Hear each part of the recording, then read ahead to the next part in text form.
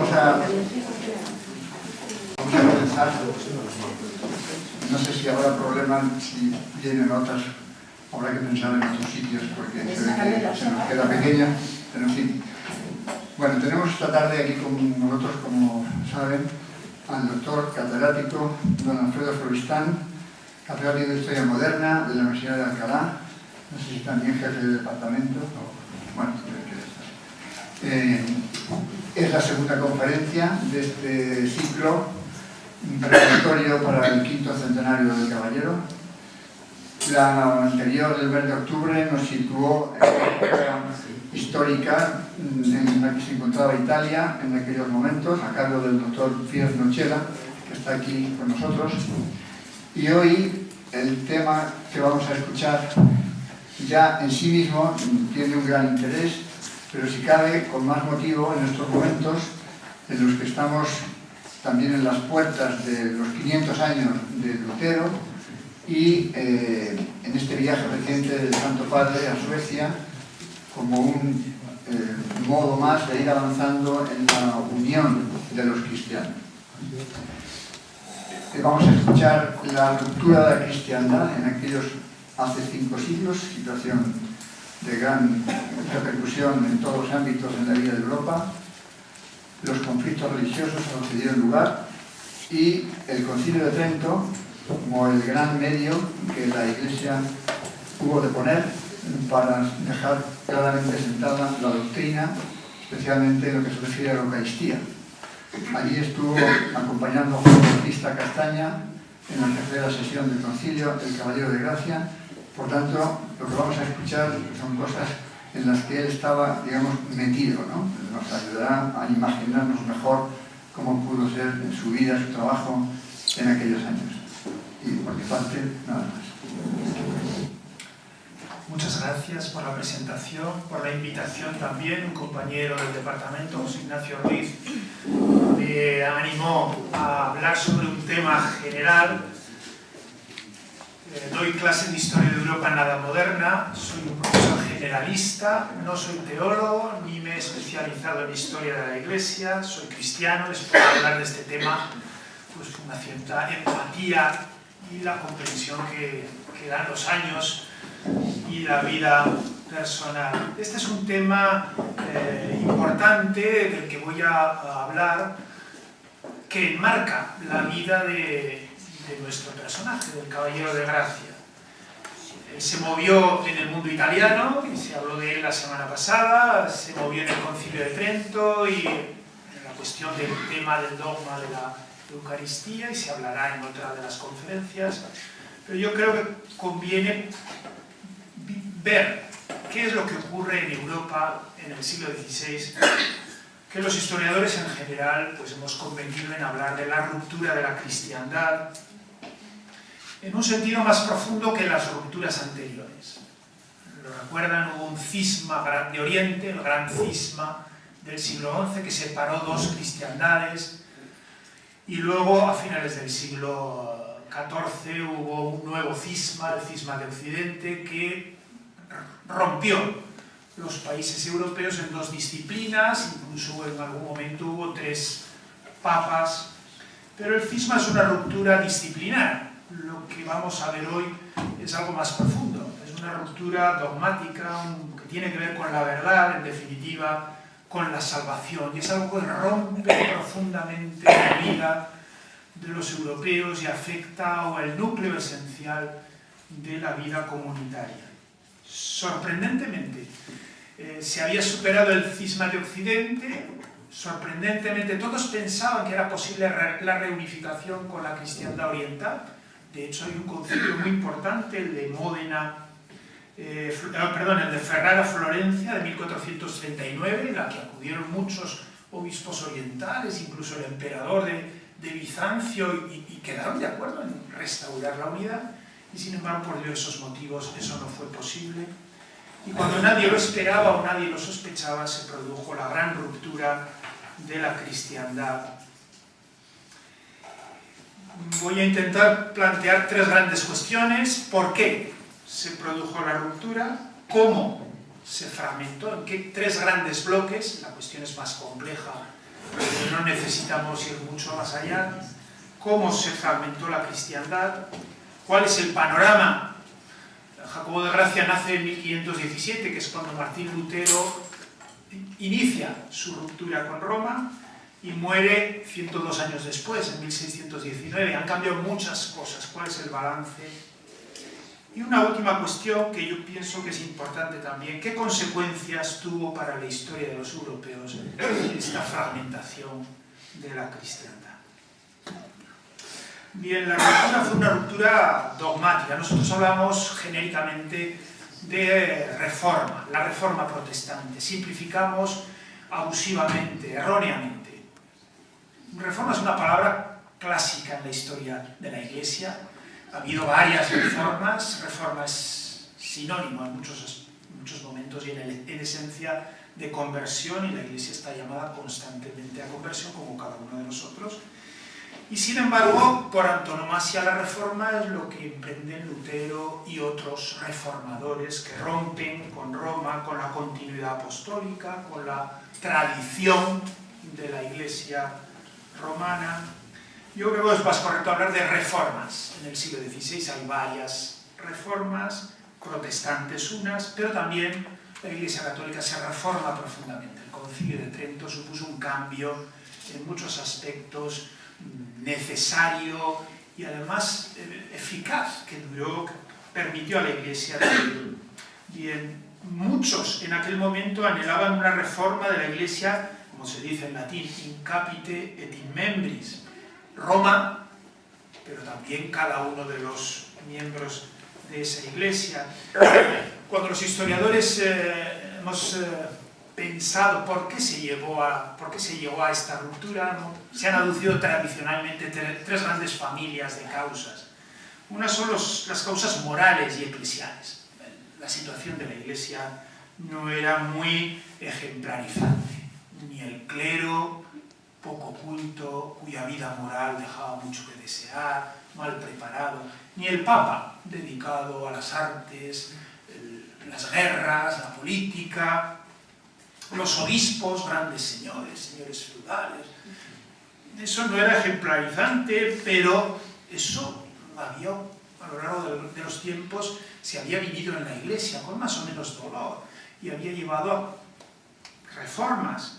Lutero mismo lo dijo con claridad: yo no impugno las malas costumbres, sino las doctrinas impías. El problema no es la mala vida de los cristianos que llevó a la ruptura. El problema es un problema más profundo, es un problema que tiene que ver con el dogma, con la verdad, en definitiva con la salvación, con la gloria de Dios. Lo veremos con sus matices. Una segunda gran fuente de la ruptura es una fuente positiva, es un fuerte anhelo de una religiosidad, de un cristianismo más auténtico, más puro, pero que en aquel momento no se encauzó correctamente o suficientemente, y en este sentido, mea culpa colectivo, la Iglesia no dio respuesta a unos anhelos de reforma vividos profundamente ya a mediados del siglo XV, sobre todo en ciertas regiones más urbanizadas, en la región de Renania, el Rin, los Países Bajos, el norte de Italia. Esta nueva burguesía pretende una religiosidad, una vida cristiana más, es decir, más seria o más madura o más profunda. Y hay una crítica contra el modo como se vivía popularmente o tradicionalmente, de una forma muy pagana. El cristianismo, las devociones a los santos, las reliquias, las peregrinaciones, son grandes ejercicios de piedad popular y necesarios, y eso lo defienden muy bien los erasmistas y los reformistas, pero no te puedes quedar ahí, es un paso para ir más adelante. Eso no es lo importante. Toda esta devoción moderna, estas ansias de reforma a las que no se dio cauce o no se encauzó suficientemente, es un gran segundo motivo de la ruptura. Tercero, no es el primer no son los primeros reformadores que rompan con el dogma. Vistos desde Roma, serán herejes. Había habido otros, Juan Hus, John Wycliffe y otros, a lo largo de la Baja Edad Media, que habían sido perseguidos, quemados vivos, incluso contra los albigenses o cátaros se había organizado una auténtica cruzada. Los herejes han sido vistos tradicionalmente en Europa como rompedores del orden, de la paz, un auténtico, no sé en nuestros días qué sería lo equivalente, pues el delito más horrible que puedan pensar, pues eso es lo que corresponde en aquel tiempo a los herejes. Sin embargo, la imprenta favoreció la difusión de muchas de estas ideas que no había sido posible antes y sobre todo ayudó ciertos cambios sociales y políticos.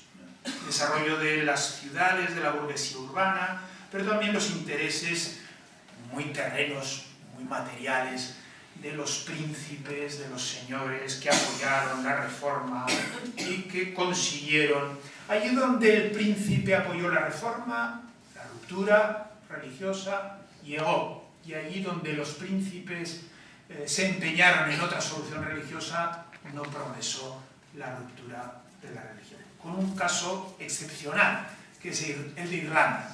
En Irlanda, el rey anglicano no consiguió imponer a la población que siguió siendo mayoritariamente católica.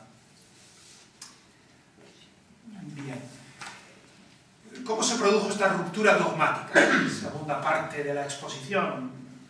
Primero es importante recordar que las rupturas en general no se producen con la claridad con que nosotros las recordamos ahora. Los protagonistas vivieron un tiempo de confusión. El caballero de Gracia vivió unos años muy confusos. Hasta los años 1540-41, el debate de Ratisbona, eran muchos los que pensaban que podía alcanzarse un acuerdo si se discutía. Si dialogamos, entre los teólogos, el diálogo, pues podemos llegar a una solución. Y luego todo el mundo está de acuerdo en que es necesario un concilio. De hecho, a Julio II le habían impuesto, cuando le eligieron papa en 1503, a Julio II le habían impuesto la convocatoria de un concilio. A Julio II lo retrasó todo lo que pudo. Finalmente convocó in extremis el concilio de Letrán porque el rey de Francia había presionado para el conciliábulo o concilio de Pisa, pero había sido una ocasión perdida. Todo el mundo considera que un concilio ecuménico libre, pero ahí vienen los problemas, los intereses diversos. Los luteranos exigen que sea un concilio alemán, que resuelva las cuestiones en Alemania. Bien, lo veremos un poco más adelante. A partir de la reunión del concilio es cuando las cuestiones dogmáticas empiezan a aclararse. En 1530 es la Confessio Augustana, los protestantes acuerdan, ponen por escrito, reflexionan, y los católicos lo hacen más tarde, es el Concilio de Trento el que clarifica las cuestiones dogmáticas. La ruptura es paulatina, las 95 tesis sobre las indulgencias son de 1517, luego Lutero, que es un gran escritor, un gran publicista, un gran profeta, publica una serie de pequeños libelos, pequeños libros que tienen una enorme difusión, 1520, 21, 22, llamando a la nobleza alemana a la reforma. Bien, toda una serie de escritos, la cautividad babilónica de la Iglesia, el papado de Roma, la libertad del cristiano. Bien, Lutero fue excomulgado, como bien saben ustedes, y tampoco el emperador Carlos V en la Dieta de Worms logró frenar su predicación, porque tuvo la protección del príncipe elector de Sajonia. Bien, ¿cuáles son las grandes...? Recuerdo, no soy teólogo, y brevemente, ¿en qué consisten las grandes novedades teológicas? ¿En qué rompe Lutero con la tradición, con el dogma tradicional de la Iglesia?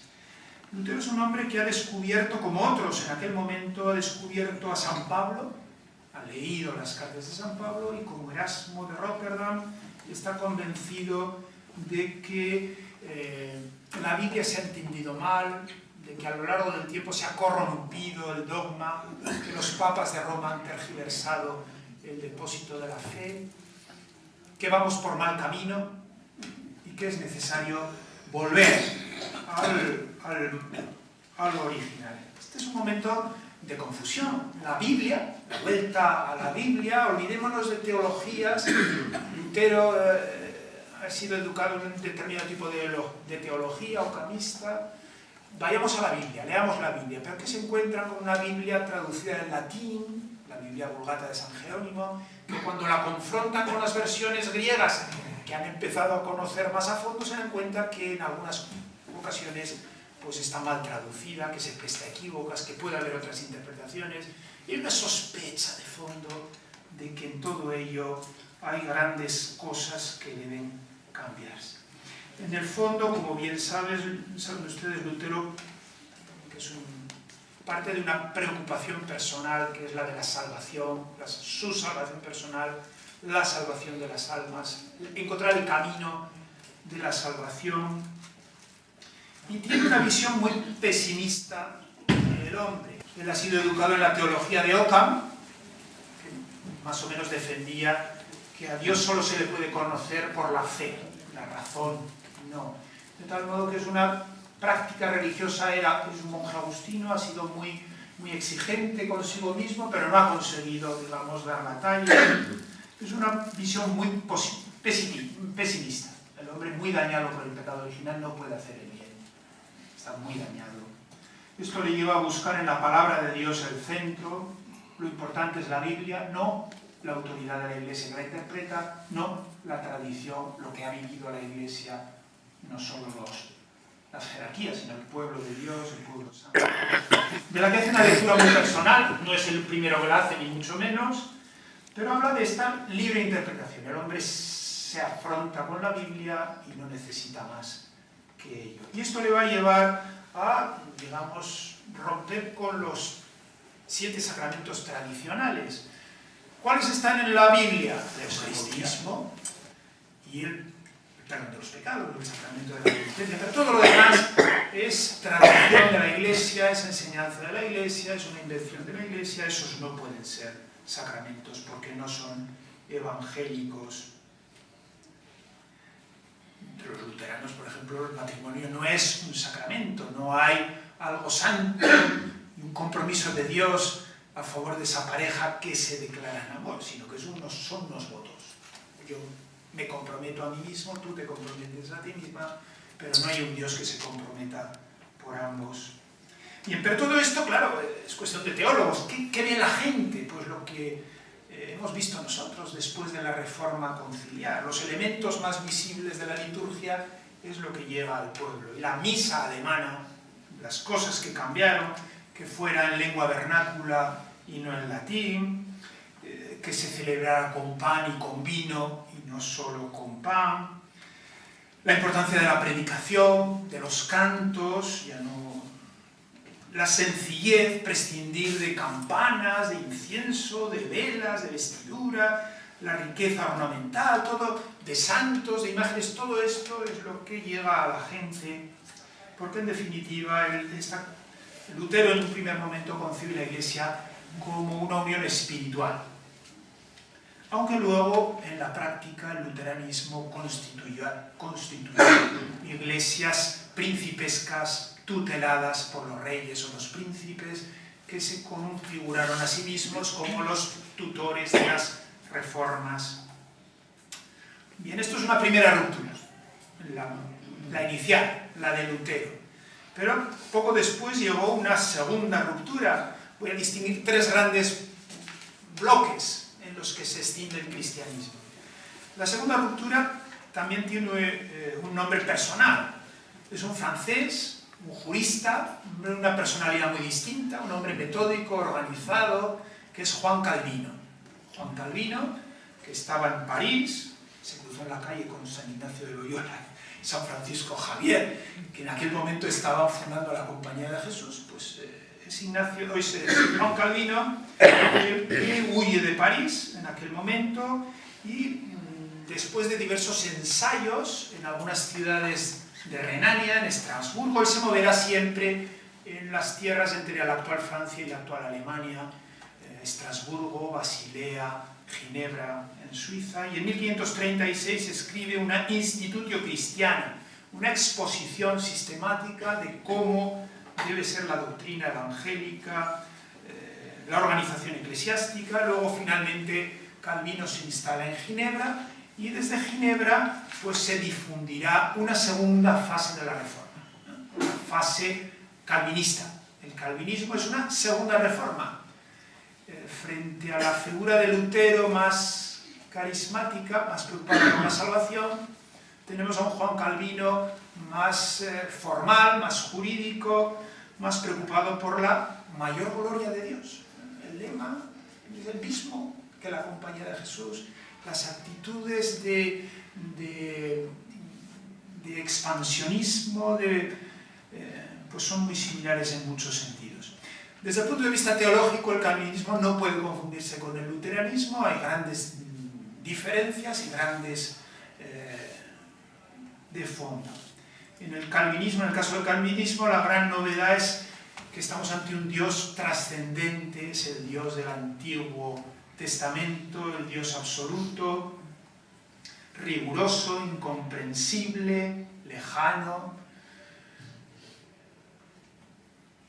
lo que lleva a una idea de una predestinación positiva. El hombre, Dios, en su libertad, en su omnisciencia, en su omnipotencia, a unos hombres les ha predestinado a la salvación y a otros a la condenación, y esta elección es justa, es eterna, incambiable, y esto da a los calvinistas una actitud más expansiva, más proselitista e incluso más beligerante, más radical también en otros aspectos, por ejemplo en lo sacramental, que es uno de los grandes temas de debate. Por ejemplo, creen en el bautismo, pero Lutero defendía la presencia real en las especies eucarísticas. Sin embargo, Calvino no. La cena es una mera conmemoración, no hay una presencia real. Bien. Y es un modelo de iglesia muy peculiar, la iglesia calvinista, donde se impone, acaba siendo algo más parecido a una teocracia. El calvinismo se organiza en pequeñas comunidades, muchas de ellas federadas entre sí. La difusión del calvinismo tiene mucho que ver con las revoluciones o rebeliones que lo harán triunfar en Francia, en los Países Bajos e incluso en otros países de Alemania. Bien, la tercera gran familia de reformas, porque hay también una reforma católica. La reforma católica tiene una fase previa, a la misma edad de Lutero, en el norte de Italia. Hay personas que promueven la actividad caritativa, la oración, el oratorio del amor divino, algo tan original como la difusión de nuevas congregaciones de clérigos regulares, los teatinos, los somascos, los barnabitas, la reforma franciscana de los capuchinos, las ursulinas. Se me ha olvidado decir, en el mundo luterano han suprimido todas las órdenes religiosas. El sacerdocio es un servicio a la comunidad, pero el sacerdote no es un orden distinto de los demás. Una persona que se dedica, un liberal diríamos ahora, para poder estudiar, para poder preparar la palabra, para poder atender sacramentalmente, pero no es de distinto orden, no hay un orden sacerdotal. Han suprimido por completo las órdenes religiosas en el mundo católico. Sin embargo, la respuesta va a ser la difusión, la renovación, por ejemplo, de los franciscanos, la familia franciscana. Los capuchinos tuvieron un éxito enorme. La Compañía de Jesús, desde 1540, responde al mismo ímpetu, es paralelo a la reforma de Juan Calvino.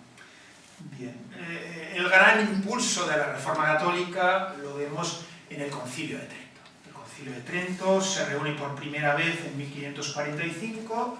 De hecho, funciona 2-3 años nada más, porque una epidemia de peste hace que la ciudad de Trento, amenazada, el Papa ordene que se marchen de Trento. Los españoles dicen que de allí no se van de ninguna manera y le obedecen al rey de España.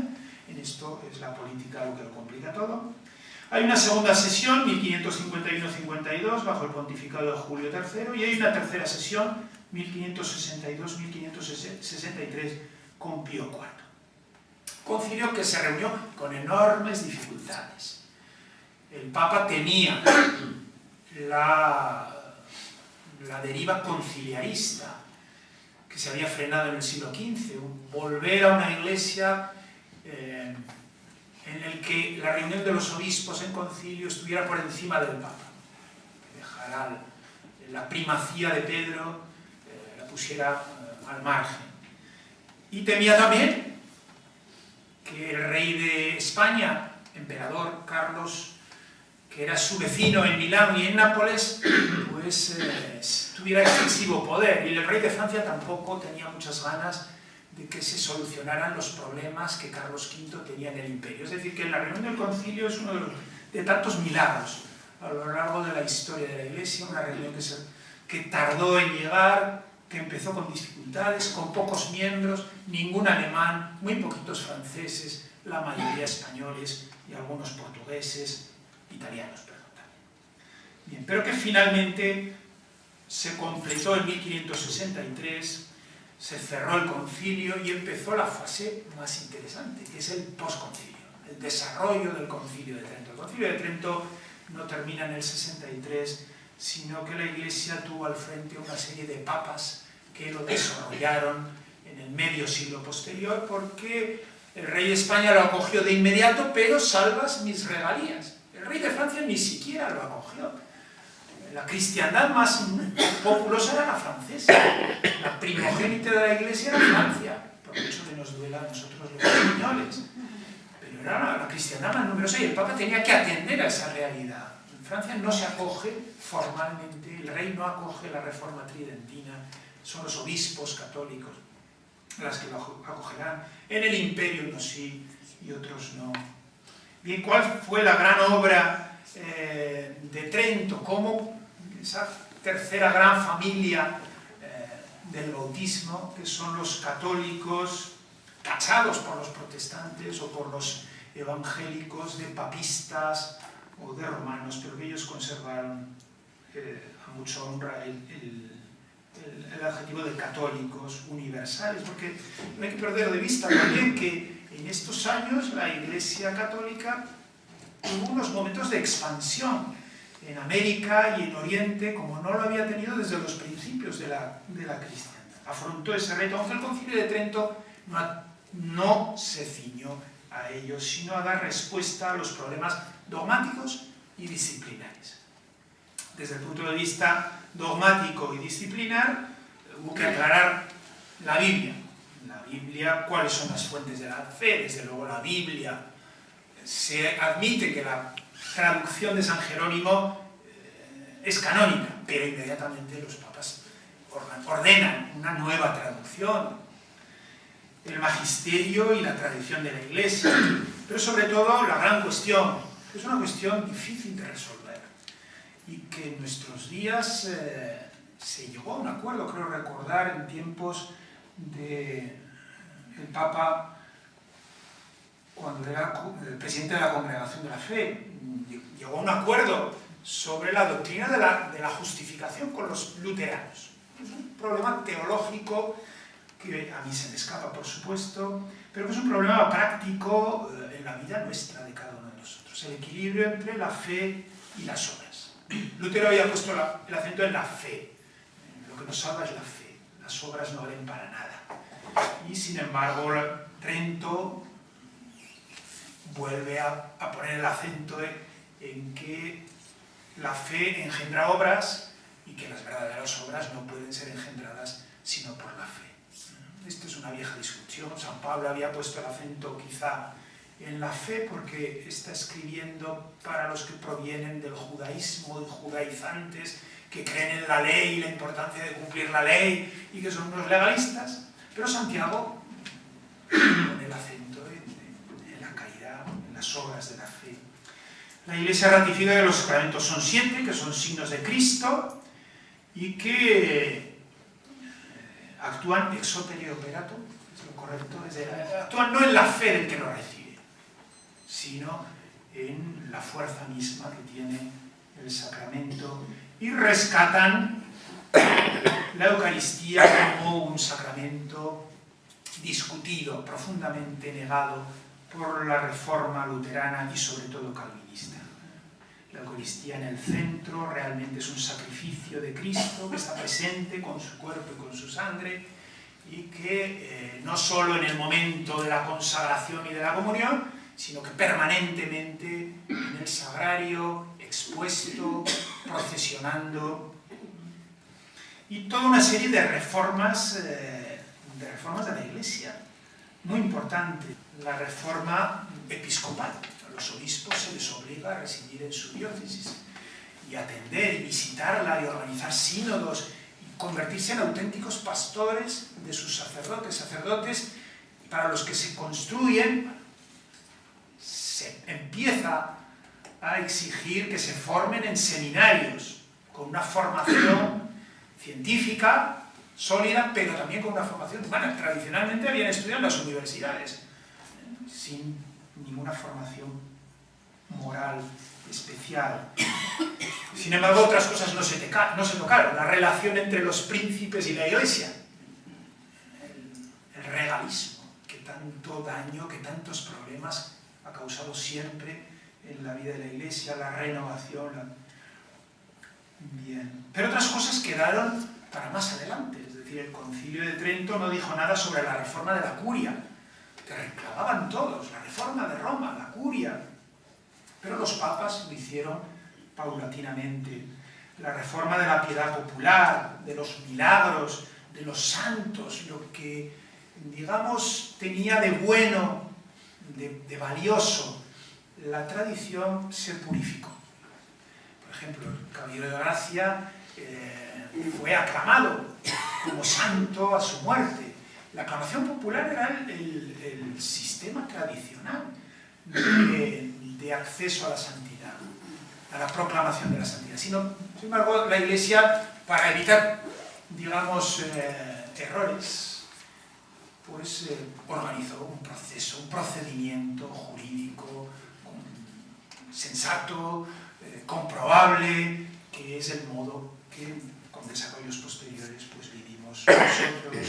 La piedad popular, tan necesaria para los niños en la fe, los que empiezan, es necesario que se expresen, digamos, emotivamente, pero necesitan también ser educados en la fe, la vuelta o el desarrollo, por ejemplo, de las cofradías. Es necesario que la gente se sienta ayudada y vaya a rezar, y en los tiempos penitenciales, y en la asistencia a los enfermos, y en la hora de la muerte, las cofradías que la Iglesia desarrolló. Y sobre todo, el gran cambio fue el cambio en Roma, también. La Iglesia resultó en Trento mucho más uniforme, viejos ritos de gran tradición, el rito nuestro mozárabe, pues digamos quedó suspendido, el rito romano el que se extendió por toda la cristiandad. Las grandes universidades eclesiásticas y seminarios estuvieron en Roma. Roma se convirtió en la capital de las misiones y el centro de la Iglesia. Bien. Pero todo esto, digamos, generó una Europa dividida. Europa se dividió. A grandes rasgos, el luteranismo triunfó en el imperio. Primero en las ciudades, luego algunos príncipes lo acogieron y otros lo rechazaron, y esto generó una serie de conflictos. En 1531, una serie de ciudades y de príncipes configuró una liga autodefensiva, la Liga de Esmalcalda, contra el emperador. El emperador Carlos les consideró rebeldes, casi más que herejes, Pero llegó una guerra, la guerra de Bohemia, y en 1547, como recuerdan, pues en la batalla de Mühlberg derrotó a la Liga de Esmalcalda, formalmente se sometieron. 1548 todavía no había concluido el concilio, Carlos llega a un acuerdo con ellos en el ínterin de Augsburgo. Mientras el concilio no dice nada, yo voy a permitir una serie de cosas. Llegan a un acuerdo, pero esto no es suficiente, las cuestiones políticas se complican, la rebelión, porque no es solo una ruptura religiosa, sino también es una revuelta de los príncipes contra su señor. La Liga, con la ayuda del rey de Francia, una nueva rebelión, ya no puede más Carlos V y llegará a un acuerdo, la paz de Augsburgo. En 1555 el imperio se fragmenta en dos.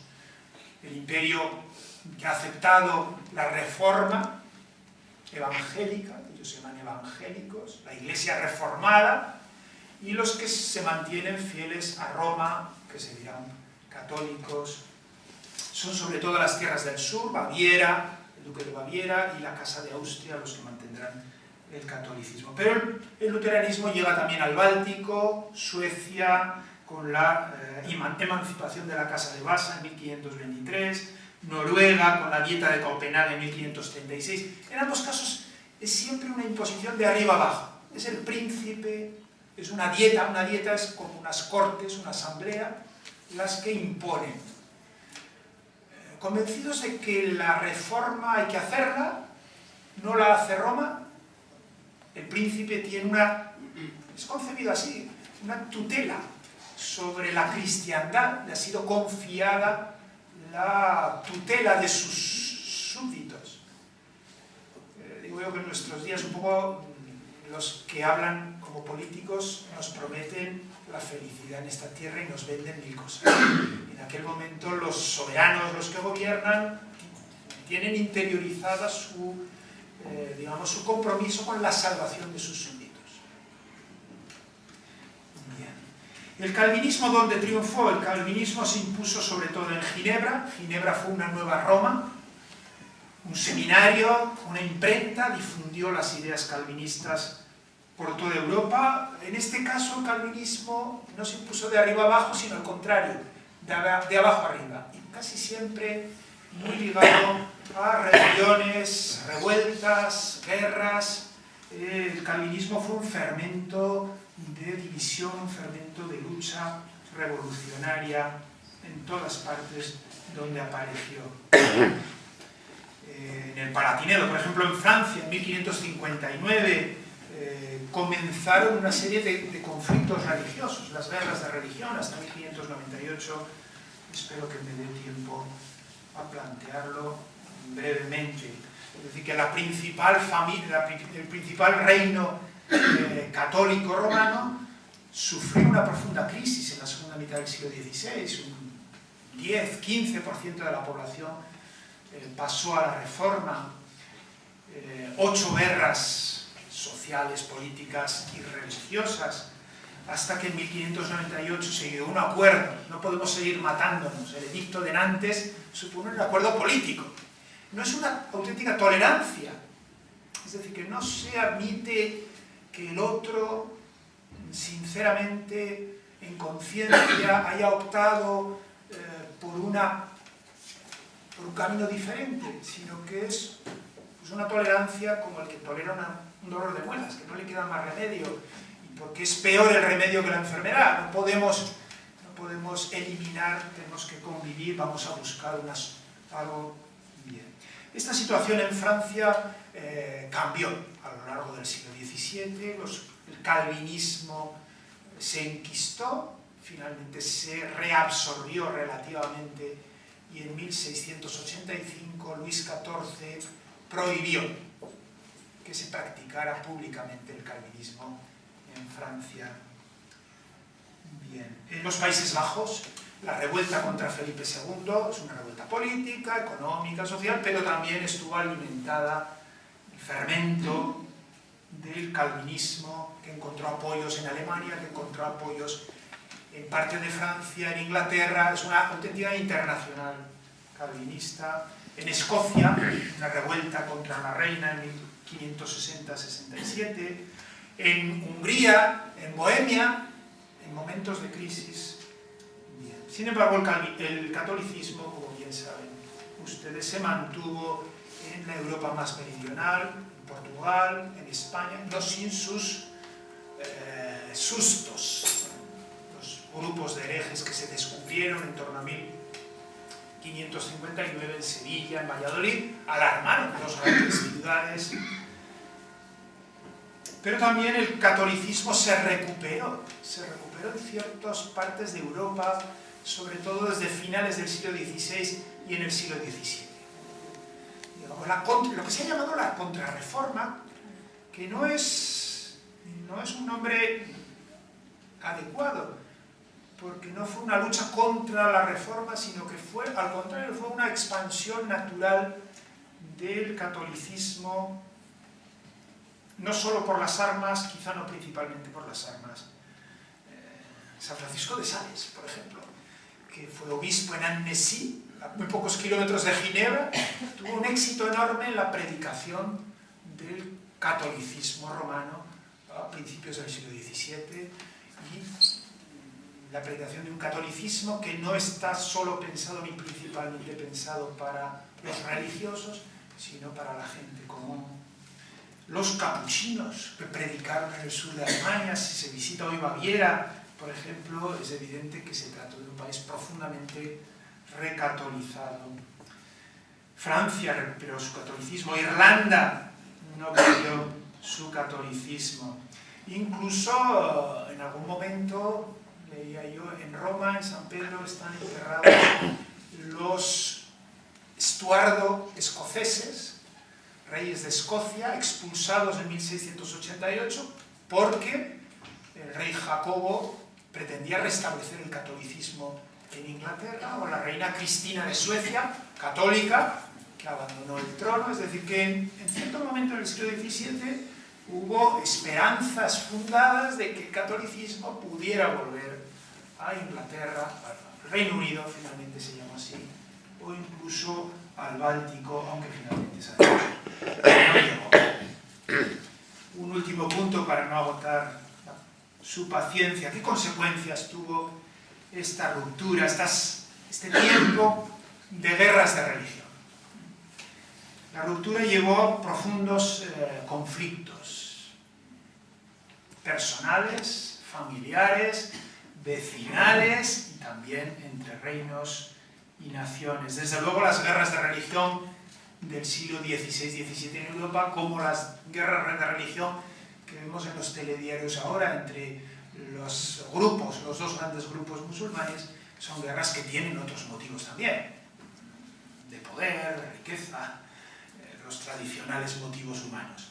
Pero aquellas guerras de religión sí que, o aquellas guerras sí que tuvieron un marcado tono religioso, fueron guerras vividas confesionalmente. En primer lugar, por la violencia con la que se murieron. Esta violencia no se puede explicar sino por la seriedad con la que están convencidos de que es necesario eliminar al hereje, que es un veneno, que es un representante de Satán. Y la herejía no se puede purificar bien sino con la sangre, con el fuego. Son guerras profundamente violentas. Guerras populares, guerras donde se moviliza mucha gente, no son guerras de soldados profesionales, sino que implican a muchos y generan una violencia y unas heridas profundas. Son guerras persistentes, que duran mucho tiempo.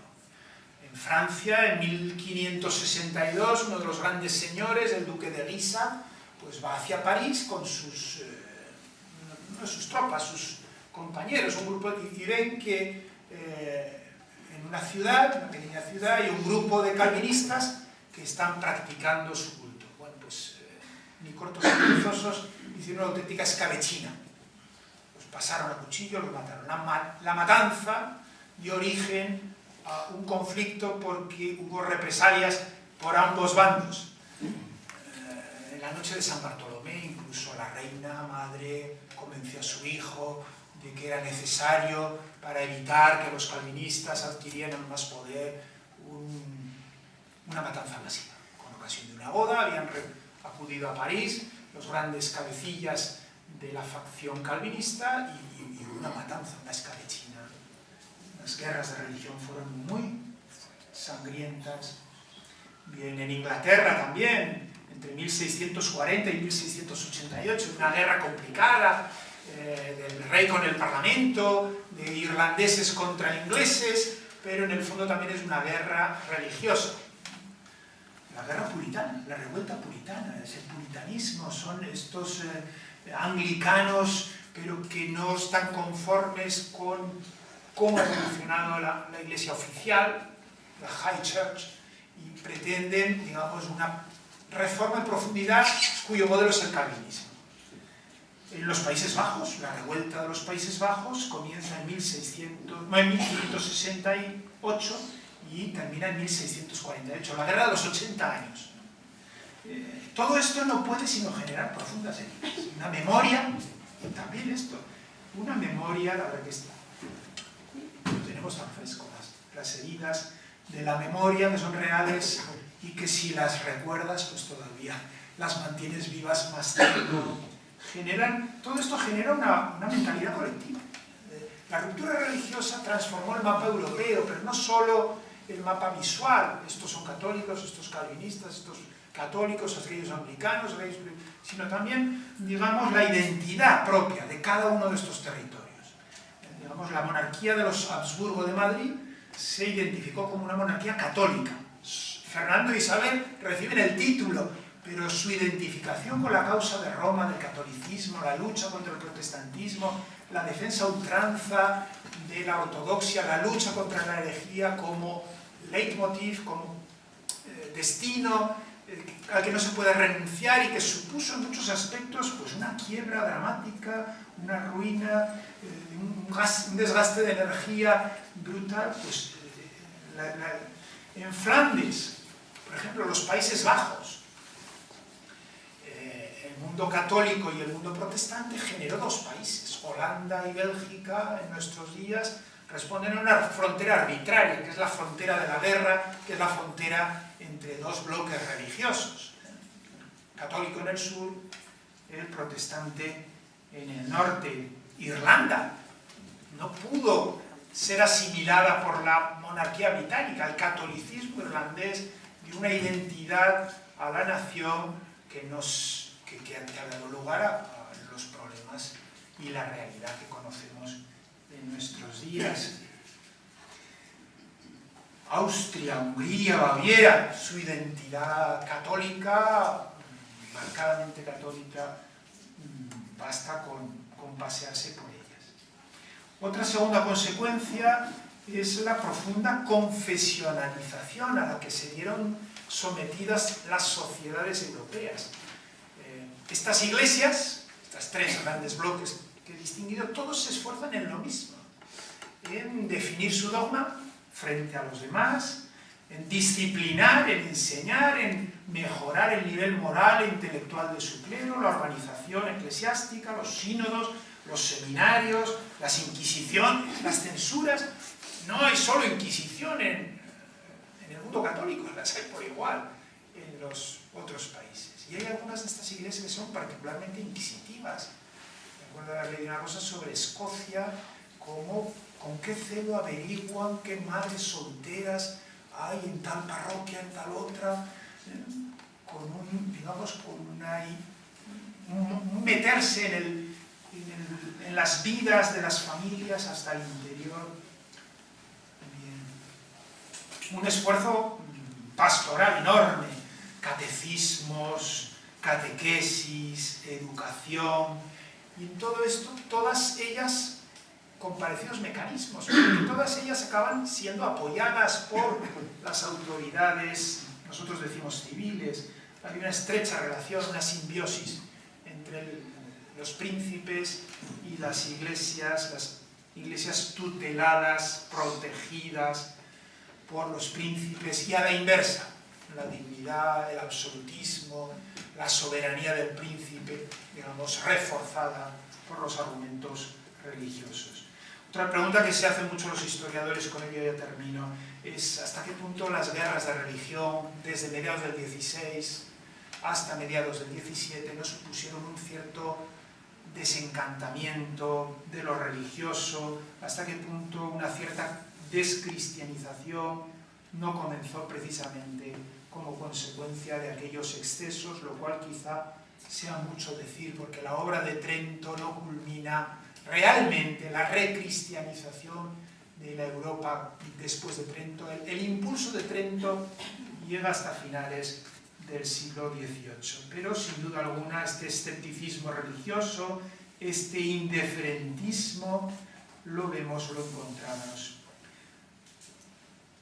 ya en Europa a finales del siglo XVII. En definitiva, la ruptura de la cristiandad europea tuvo profundas consecuencias en la vida de los europeos, que han llegado pues, hasta el siglo XIX.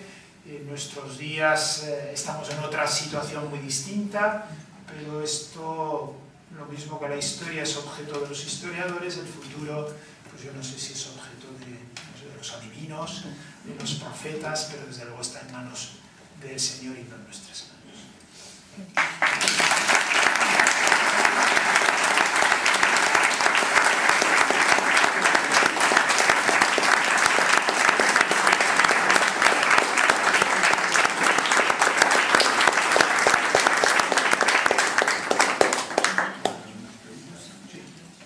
Si alguien quiere hacer alguna pregunta. ¿Podría detallar un poco más el papel de la Inquisición en este periodo? En general, hablando muy en general, las Inquisiciones juegan un papel muy importante en este tipo de sociedades muy sacralizadas, porque consideran que la herejía, los herejes, son los delincuentes que van en contra de lo más sagrado, de lo más importante de aquellas sociedades. Disuelven el orden social, rompen el equilibrio político, donde llega la herejía llega el enfrentamiento, llega la división, llega la guerra, llegan todos los males. La herejía en nuestros días, pues, no sé, hay que compararlo, lo más horrible, he dicho antes, que quieran, pero el mayor delito era la herejía. Por eso era tan importante perseguirla. Y la persiguen con más o menos eficacia, organizándose de distintas maneras. Tradicionalmente la Inquisición es un tribunal eclesiástico diocesano. De hecho, a mediados del 16 en Roma también hay una Inquisición papal. Los reyes católicos han conseguido una cosa muy peculiar que, digamos, se les escapó a los papas: conceder al rey de España, organizar un tribunal eclesiástico, un tribunal de la fe, controlado por el rey. El tribunal de la fe tiene que controlar la Iglesia. Y la Inquisición española fue muy eficaz a la hora de reprimir las herejías y tuvo todas las consecuencias que sabemos. Pero estas organizaciones inquisitoriales, esta Inquisición es una tónica común en el mundo calvinista, y la persecución también feroz de los disidentes, por supuesto. Servet fue el primer gran ejemplo que era Servet, que acudió a Ginebra pensando que podría discutir sobre una cuestión difícil que era el dogma de la Trinidad, y Juan Calvino le mandó a la hoguera. Y esto causó un cierto escándalo entre otros más moderados, pero Calvino fue muy radical. No puede haber una manzana podrida en un cesto de manzanas, no se puede poner al lobo en medio de las ovejas. El hereje es...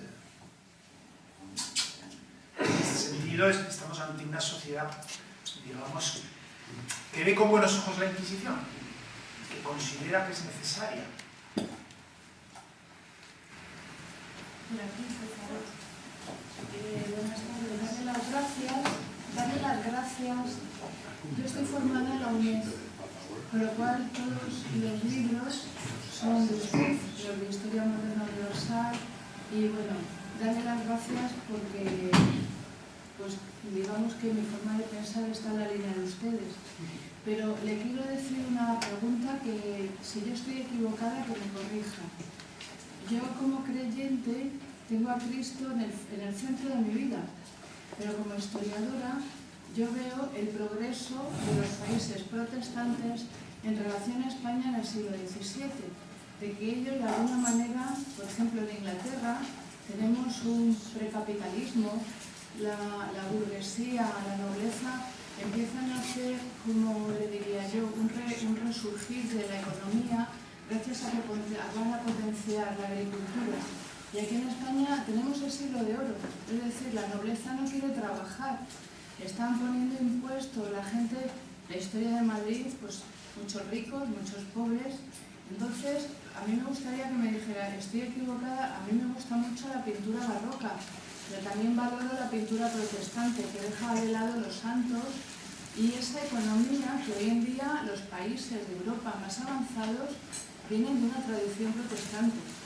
Entonces, pues esa es mi idea. Me gustaría que usted lo ampliara un poco más. Sí, yo pienso que es una idea muy extendida y que tuvo su apoyo sobre todo en el mundo anglosajón y protestante, como si los católicos estuviéramos condenados. Digamos, el gran trasvase que se produce en el siglo XVI, el mundo mediterráneo ha sido el más rico, el más civilizado, el más culto, el más desarrollado durante toda la Baja Edad Media. Y sin embargo, ese trasvase del mundo mediterráneo al Mar del Norte, a los países del Báltico, yo creo que tiene que ver más bien con causas de otro tipo que no religiosas.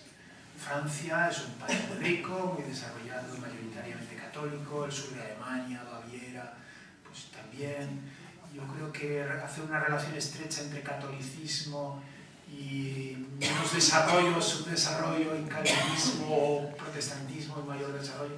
Pero sí que hay una diferencia, si el catolicismo tiene una actitud con respecto al dinero diferente, tiene una actitud, digamos, diferente. El dinero es visto como algo que no... El dinero no produce dinero. Hay una vieja inercia de considerar que el interés, el dar dinero al interés es negativo, es peligroso, y en ese sentido sí, es posible. Es complicado. Es muy interesante lo que usted nos ha contado, lo he hecho muy bien, pero es una visión histórica de lo que pasó hace 5 siglos. Es decir, a nosotros lo que nos interesa ahora, y con el Papa igual, es ahora que están los luteranos en Suecia, es lo que pasa actualmente. Es decir, el protestantismo tiene una cosa bastante absurda, que es la pescadilla que se llama la cola. Cristo sí, iglesia no, pero ellos se organizan como una iglesia, y es interpretación libre de la Biblia. Pero todo el que va a una reunión de cualquier iglesia protestante le hacen comprarse los libros de sus pastores, que están todos comentados abajo con cositas. O sea que, por lo tanto, y por otro lado, todo esto ha dado lugar a una cantidad de sectas religiosas, hasta el punto de que Vicente Los Escribaños es un fan suyo. Me parece que el realismo, el naturalismo, no sé cómo se llama la literatura que utilizó, pero que es muy real en todo y describe muy bien la realidad. Dice, si quieres crear una religión que tenga esto, vete a los Estados Unidos de América, y lo conseguirás. En su libro La Vuelta al Mundo de un Nordista. Bueno, pues con esto lo que quiero decir es que todo va camino. Es decir, en Inglaterra, por ejemplo, que suelta el dogma, entre comillas, porque no guardan tantos dogmas, para separarse de Roma es el rey, pero actualmente el rey ni pincha ni corta la reina de Inglaterra en materia de religión. Y el asunto ese que pasó con las bodas del príncipe de Gales con Camila, yo no lo entiendo, la verdad, porque no les prohibieron casarse con la iglesia, pero luego se da gracias a Dios por que sean libres. Debe ser lo que usted ha dicho, de que no lo consideran un matrimonio. Que el matrimonio no lo consideran un sacramento, debe ser eso, pero de todas formas me parece cosas tan raras que yo creo que es más interesante lo que tienen ahora los anglicanos, porque yo otra cosa que he leído esta mañana en internet, es que el Papa ha dicho que tenemos que ir juntos, sí, pero ¿hasta dónde?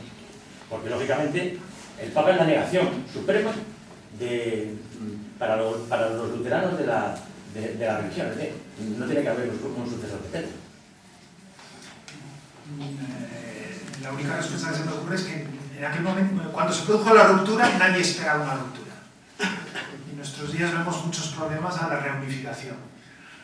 No lo sé. posible la reunificación, lo mismo que fue posible la ruptura. Yo pienso que en ese sentido pues el Señor de la historia es el Señor y ya veremos cómo va evolucionando.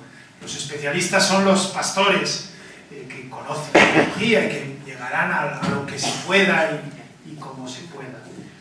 El problema del protestantismo es que se fragmentó rápidamente. El luteranismo, inmediatamente hubo Zwinglio y en Suiza otras modalidades, anabaptistas, calvinistas, anglicanos, presbiterianos, luego a su vez metodistas, sectas de cuáqueros, baptistas.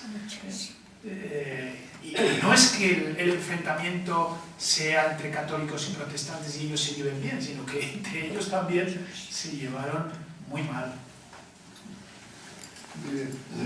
Creo que hemos de acabar. Bueno, una pregunta más, si quieres. Más que una pregunta, quería hacer un comentario. Nosotros en estas conferencias estamos... Fernando, ¿quieres utilizar esto? En estas conferencias estamos buscando la personalidad de Jacobo de Gracia y en su exposición todos pensamos cómo encaja Jacobo de Gracia en este siglo XVI y en estos avatares y en estas divisiones y extensiones de la cristiandad. Jacobo de Gracia nace en 1517, como ha recordado, fecha en que Lutero pone sus puntos en la puerta de la Iglesia.